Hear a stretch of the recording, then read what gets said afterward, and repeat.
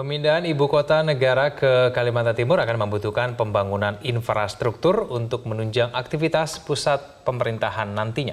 Dan untuk mengetahui bagaimana kondisi terkini di dua kabupaten tersebut yang akan menjadi ibu kota negara, kita telah terhubung dengan Abdi Aswarsahi yang akan melaporkan langsung untuk Anda dari Kalimantan Timur. Selamat pagi Abdi. Bisa Anda gambarkan seperti apa kira-kira kondisi di dua kabupaten yang nanti akan menjadi ibu kota negara dan bagaimana juga kondisi infrastrukturnya di sana? Ya, selamat pagi Ajeng dan juga Egen. Untuk kondisi ataupun letak geografis dari dua kabupaten yang dicanangkan akan menjadi wilayah letak ibu kota negara di Provinsi Kalimantan Timur ini, secara letak geografisnya berada di Kabupaten Kutai Kartanegara dan juga di Kabupaten Penajam Pasar Utara. Untuk di Kabupaten Kutai Kartanegara ini, ibu kota kabupaten ini berada di Tenggarong, sementara jarak dari kota Balikpapan menuju ke Tenggarong ini berjarak kurang lebih 124 km dengan jarak tempuh mencapai 2 hingga 3 jam. Sementara untuk di ibu kota Kabupaten Penajam Pasar Utara ini berada di Penajam dengan jarak tempuh kurang lebih 2 hingga 3 jam dan berjarak 70 km. Jarak yang cukup jauh untuk ditempuh ini melalui via darat untuk di Kabupaten Penajam. Hal ini disebabkan juga karena memang kami memantau masih ada jalan yang sebagiannya rusak untuk menuju ke Kabupaten Penajam ini sendiri. Sementara untuk proses pembangunan infrastruktur kami juga sudah memantau khususnya dari kota Balikpapan mengarah ke Kabupaten Kutai Kartanegara.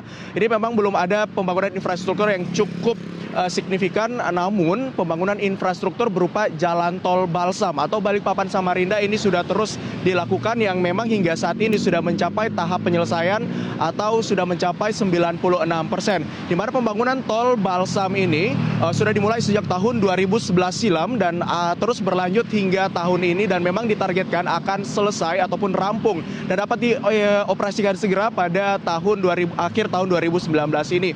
Tol yang membentang dan menghubungkan kota Balikpapan dan juga kota Samarinda ini terbentang sepanjang 99,35 km dan dapat mempersingkat waktu tempuh antara kota Balikpapan dan juga Samarinda dan menghubungkan beberapa wilayah lainnya dan juga melintasi di Kecamatan Samboja, Kecamatan Muara Jawa hingga ke kota Samarinda.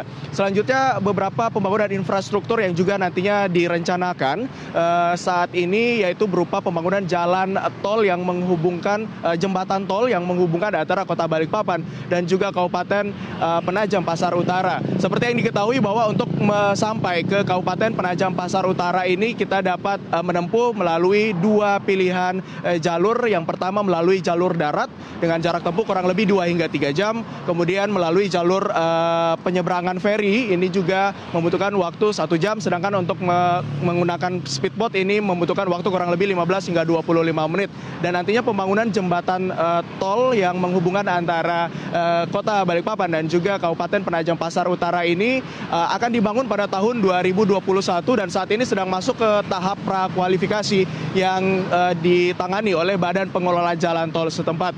Selanjutnya memang ketika kita berbicara masalah infrastruktur ini butuh kajian-kajian khusus untuk pemindahan ibu kota negara ini, diantaranya kajian-kajian yang meneliti tentang di mana nantinya lahan ataupun lokasi pemindahan ibu kota. Karena memang hingga saat ini kami juga masih belum mendapatkan informasi resmi di mana nantinya penempatan ibu kota di kedua kabupaten tersebut. Namun jika mengacu informasi yang kami dapatkan bahwa memang untuk saat ini informasi yang kami dapatkan sementara berada di Kecamatan Samboja untuk di Kabupaten Kutai Kartanegara dan untuk di Kabupaten Penajam Pasar Utara berada di Kecamatan Sepaku. Namun ketika kami mengkonfirmasi di mana pastinya lokasi pemindahan ibu kota, pemerintah setempat masih belum dapat memastikan karena dari pemerintah pusat juga belum memberikan keterangan ataupun permintaan lahan di mana nantinya penempatan ibu kota di Provinsi Kalimantan Timur, tepatnya di dua kabupaten tersebut.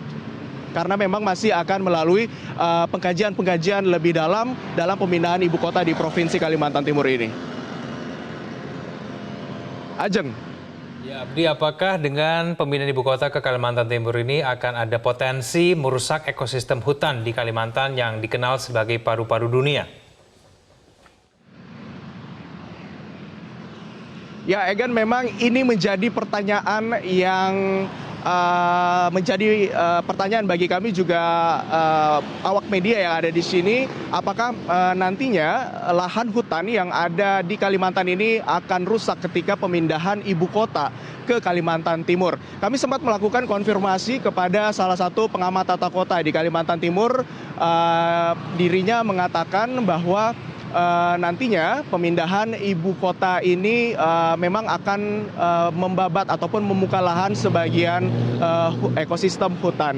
Namun hal ini tidak akan merusak hutan secara keseluruhan karena pembangunan ataupun konsep ibu kota yang ditawarkan oleh pemerintah saat ini berkonsep green city atau berkonsep pembangunan berkelanjutan yang mengacu dan juga memikirkan seperti apa nantinya hutan-hutan konservasi khususnya lahan konservasi yang ada di Kalimantan ini. Walaupun nantinya pembangunan ini akan harus memahat sebagian kawasan hutan di Kalimantan ini, tapi hal itu tidak akan merusak kawasan hutan yang ada di Kalimantan karena pemerintah akan membangun konsep yang juga berdampingan dengan kawasan hutan. Selanjutnya untuk kontrol pemerintah juga dianggap menjadi penting dalam hal ini, terutama mengontrol bekas-bekas tambang dan juga kawasan hutan yang sudah tidak ditanami hutan kembali, dan hal ini dianggap akan menjadi salah satu recovery yang dapat melanjutkan ekosistem hutan yang ada di Kalimantan ini sendiri.